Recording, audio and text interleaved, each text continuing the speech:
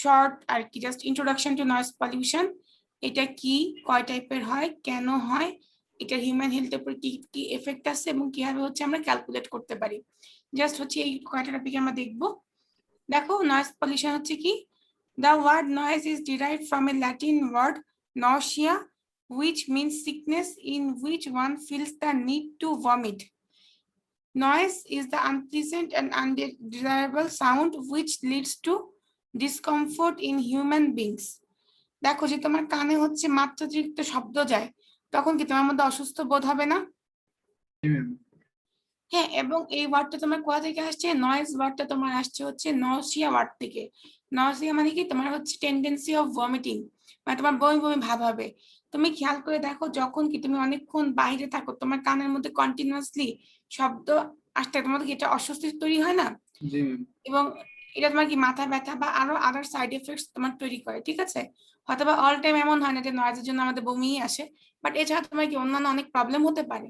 So এই হ্যাঁ, এই ওয়ার্ড থেকে তোমার হচ্ছে নয়েজ ওয়ার্ডটা আসছে। সো নয়েজ জিনিসটা কি, যখন আমাদের কানে কোনো একটা শব্দ যায় সেটাকে আমরা সাউন্ড বলি। আর নয়েজ কখন বলি?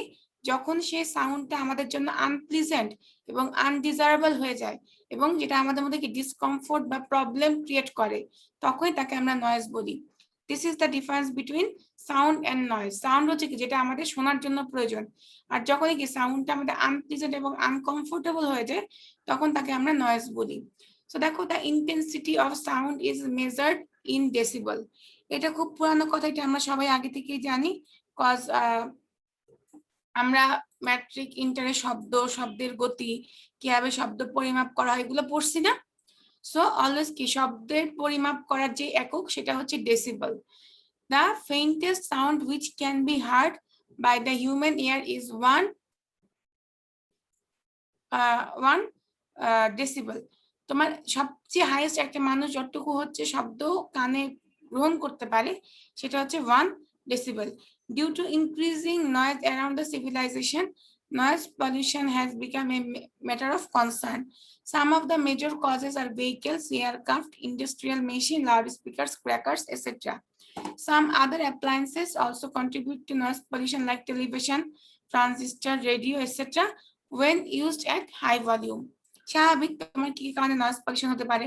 তোমার যদি রাস্তাঘাটে গাড়িতে কন্টিনিউয়াসলি হর্ন দেয়, এরপর গাড়ির যে সাউন্ড সেটা, এয়ারক্রাফটের সাউন্ড, দেখবা কি যে যেখানে তোমার কি এয়ারপোর্ট থাকে তার আশেপাশে কি কোনো কমার্শিয়াল বা রেসিডেন্সিয়াল এরিয়া তৈরি করা হয় না, কজ এয়ারক্রাফট থেকে এমন সাউন্ড আসে যেটা কি স্বাভাবিক মানুষের পক্ষে দীর্ঘ সময় শুনলে কি তার শ্রবণ শক্তি এবং অন্যান্য যে আদার ফ্যাক্টর গুলো আছে সেগুলো ডিস্টার্ব হয়।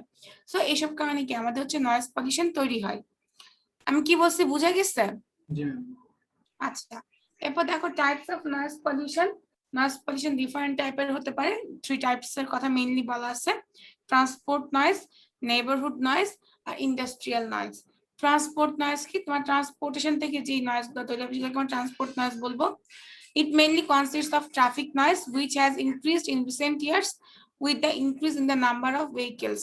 The increase in noise pollution leads to deafening of older people, headache, hypertension. তো স্বাভাবিক তোমার আশেপাশে যে ভেহিকেল সেখান থেকে তোমার যে নয়েজটা তৈরি হচ্ছে তাকে আমরা ট্রান্সপোর্ট নয়েজ বলবো। এবং এগুলো কারণে কি তোমার হচ্ছে যারা বয়স্ক লোক তাদের সমস্যা হয়, মাথা ব্যথা করতে পারে এবং তোমার হাইপার টেনশন ডেভেলপ হয়।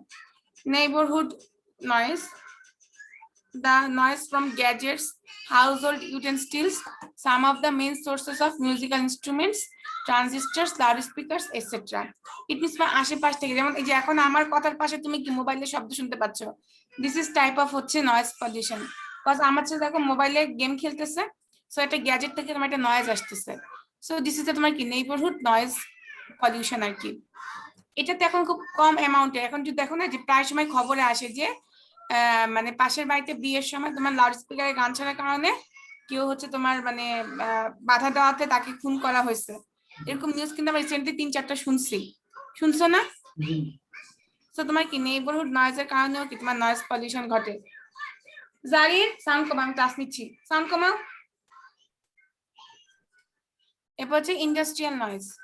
এটা তোমার কি ইন্ডাস্ট্রিয়াল মধ্যে নয়েজটা ডেভেলপ হবে।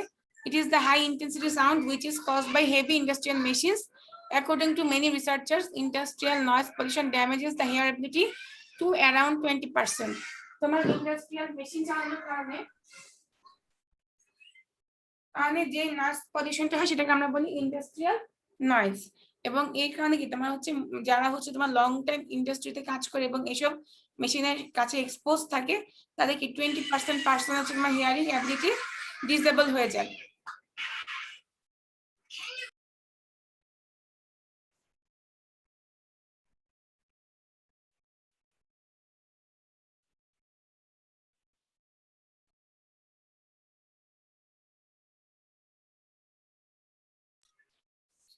Different type of noise pollution. এরপর causes and sources of noise pollution আমরা সবাই জানি। Following are the causes and sources of noise pollution: industrialization, vehicles, events, construction sites। এসব কারণ থেকে আমার কি নয়েজ পলিউশন তৈরি হয়। যেমন ধর তোমার বাসার পাশে যদি লং টাইম ধরে পাইলিং করা হয়, পাইলিং এর তোমার যে নয়েজ পলিউশন হয় সেটা কিন্তু অনেক মানে তোমার দীর্ঘ টাইম শুনতে শুনতে মাথা ব্যথা বা আদার্স সাইড এফেক্ট দেখা দেয়।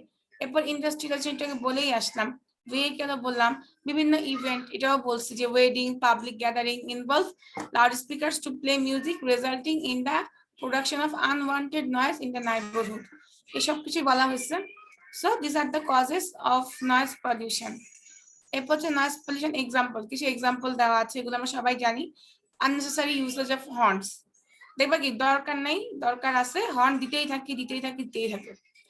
Using loudspeakers either for religious function or for political purposes, এটাও বলা হয়েছে। unnecessary usage of fireworks, যদিও আমাদের দেশে তোমার ফায়ারওয়ার্কসটা কম হয়, বাট দেখবা ইন্ডিয়াতে যেমন কি তোমার দিওয়ালি বলো বা যে কোনো প্রোগ্রামে কি তোমার হচ্ছে অনেক ফায়ারওয়ার্কস হয়, ঠিক আছে, এর কারণে তোমার নয়েজ পলিউশন ঘটে।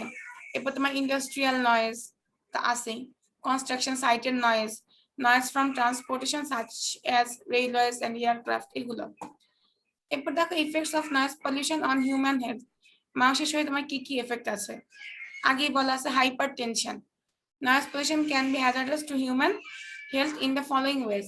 Hypertension, it is a direct result of noise pollution which is caused due to elevated blood levels for a longer duration. তুমি যখন লং টাইম ধরে হচ্ছে নয়েজ শুনবা তোমার কি ব্লাডের প্রেসার বাড়বে এবং হাইপার টেনশন তৈরি হবে। হিয়ারিং লস, তোমার কি শুনতেও সমস্যা হবে। Constant exposure of human ears to loud noise that are beyond the range of sound that human ears can withstand damages the eardrums resulting in loss of hearing, তাই না?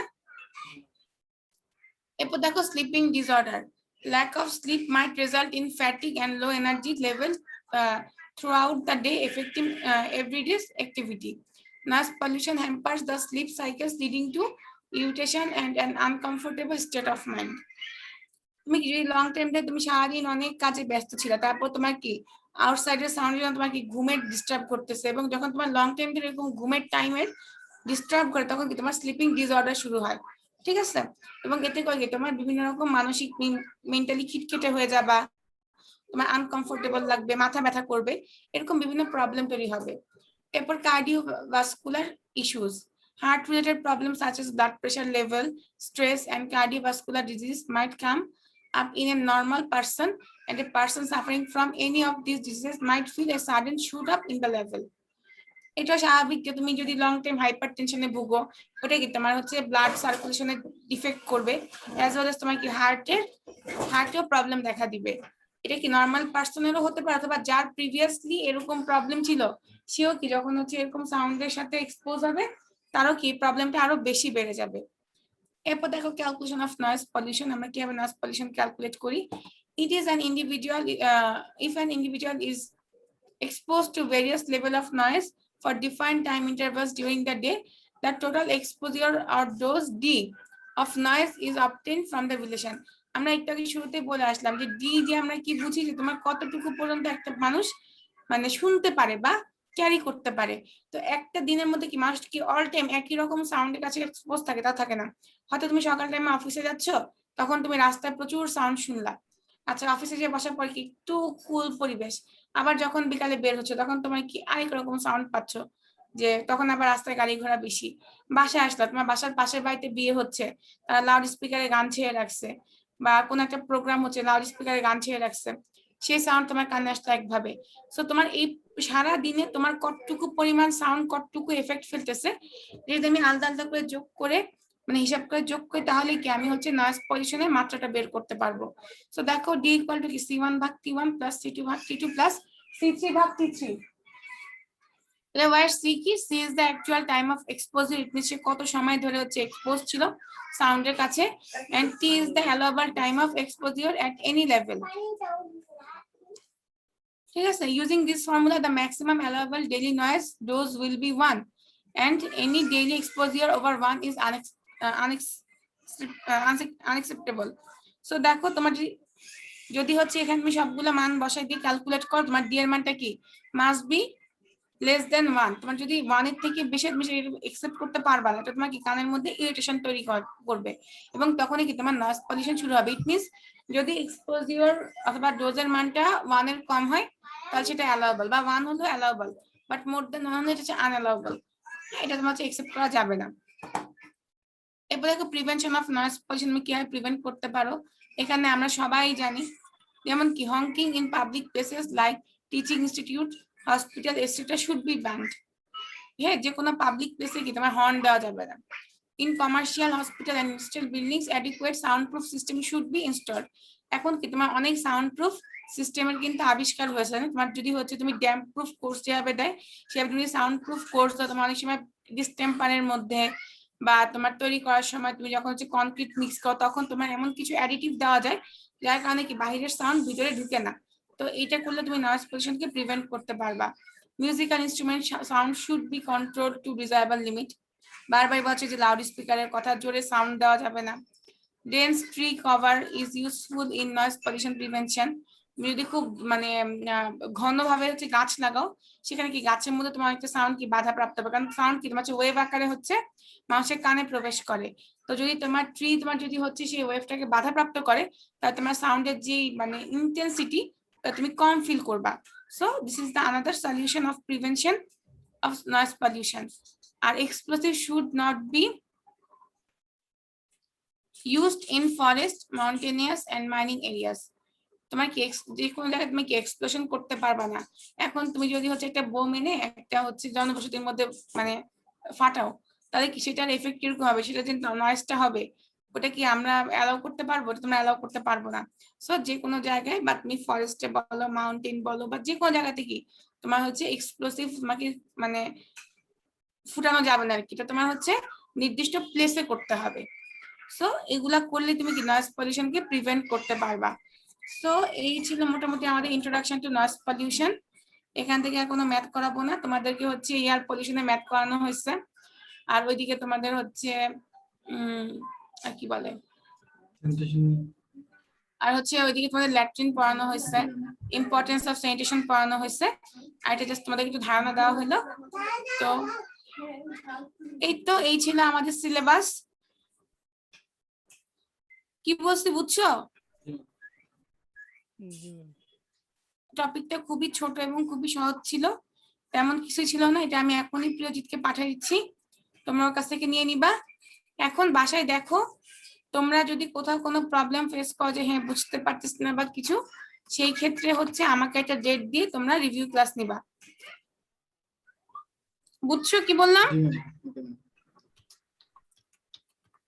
আর এছাড়া আমি এখন রিভিউ ক্লাসের ডেট দিলাম না, আমি পরে আলাপ করবো না প্রিয়জিতের সাথে, করে তারপরে হচ্ছে ডেট দিয়ে দিব। তাহলে থ্যাংক ইউ, সবাই ভালো থেকো।